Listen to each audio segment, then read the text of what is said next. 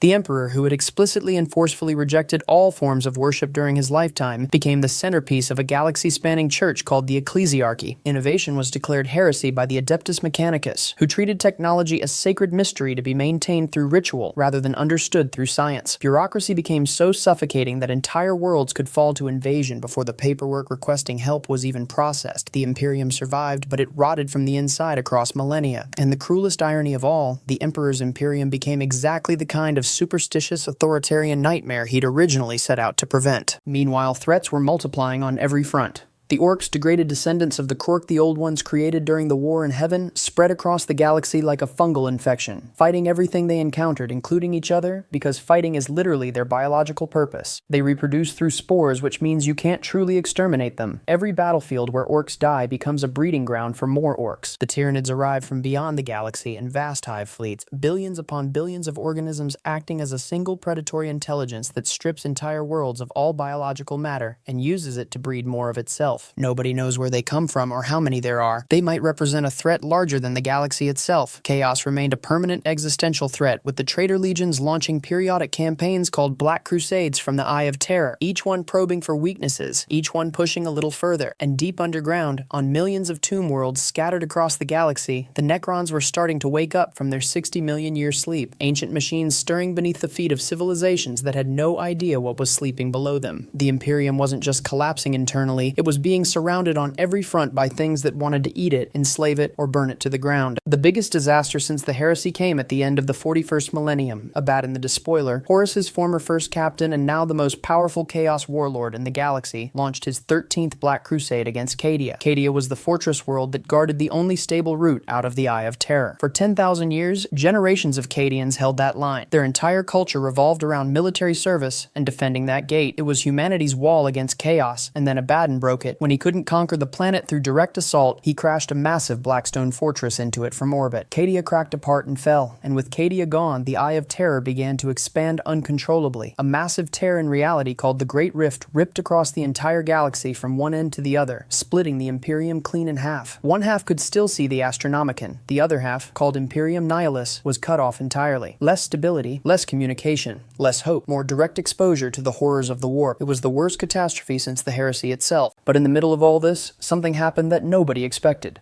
Roboute Guilliman came back. For 10,000 years he'd been in stasis, frozen on the edge of death from a poisoned wound. Now, through a combination of ancient technology and desperate Eldari intervention, he was revived. He fought his way to Terra, entered the throne room, and met with his father for the first time in 10 millennia. What passed between them, nobody knows. But when Guilliman emerged, the tragedy was written into everything he did from that point forward. He'd helped build the Imperium, now he had to look at what it became. The secular civilization he'd fought for was gone, replaced by a theocratic machine that worshipped his dying father as a god, and he couldn't tear that system down. He needed it. It was the only thing keeping humanity from complete extinction. Guilliman launched the Indomitus Crusade, the largest military mobilization since the Great Crusade 10,000 years earlier. He brought with him the Primaris Space Marines, a new generation of enhanced warriors that had been secretly developed by the Archmagos Belisarius Call over the course of those 10 millennia. The goal wasn't some triumphant reconquest, it was emergency surgery on a dying patient. Reconnect what could be reconnected, reinforce what could be reinforced, stop the bleeding long enough to figure out what comes next, and that's roughly where the galaxy stands now. Multiple overlapping disasters happening simultaneously, and none of them are slowing down. The Silent King has returned from his self-imposed exile beyond the galaxy, and is actively reuniting the Necron dynasties for a purpose that remains unclear to everyone but him. Some believe he's preparing for the Tyranids, others believe he intends to reclaim the galaxy entirely. The Pariah Nexus, a region of space where Necron technology is actively suppressing the warp itself, is expanding and killing anything psychic in its path. Chaos campaigns continue to escalate across every front, with Abaddon still marshalling forces and demon incursions becoming more frequent than they've been in millennia. Lionel Johnson, Primarch of the Dark Angels and another loyalist son of the Emperor, has returned from whatever strange sleep held him for 10,000 years, though his relationship with Guilliman and the broader Imperium remains complicated and uncertain. The Fourth Tyrannic War is consuming entire sectors as hive fleets push deeper into Imperial space than they've ever reached before, threatening worlds that thought they were safe. The Toe, a young expanding empire on the eastern fringe, continue pushing outward with their own ambitions. A minor irritant compared to the other threats, but a reminder that even new civilizations are trying to carve out their piece of a dying galaxy. These aren't sequential problems that can be solved one at a time, they're all happening at once, layered on top of each other, each one making the others harder to deal with. Humanity is still alive, but barely. The Emperor still endures on the Golden Throne, sustained by technology nobody fully understands anymore, and daily human sacrifice on a scale that would horrify anyone who stopped to think about it. Guilliman is active but visibly overwhelmed, trying to hold together an empire that was already falling apart before he woke up. Chaos is stronger than it's been since the heresy. Ancient powers are stirring. Tyranids are consuming entire regions of space. The Imperium still calls itself an empire, but it often looks more like a civilization in permanent cardiac arrest, kept alive by machines that are themselves breaking down. And that's the story of Warhammer. Civilizations trying to defeat death and destroying themselves in the process. Empires collapsing under the weight of their own arrogance. Gods being born from mortal failure. Humanity inheriting a galaxy that was already cursed long before it ever arrived, and then making it worse with every single generation. The Necrontyr wanted to live forever, and lost their souls. The Eldari wanted to feel everything, and birthed a god that ate them. Humanity wanted to build a rational empire, and ended up creating a theocratic nightmare built around a corpse on a golden chair. Every age in this setting thinks it's fighting the final war, and every age only makes the next one worse. That's not just the theme of the Warhammer 40k, that's the engine that drives the entire thing. The galaxy doesn't get better, it just finds new and more creative ways to fall apart, and somewhere, in the space between all of it, the only real question left is whether humanity can survive long enough to find out if anything was ever going to save it in the first place.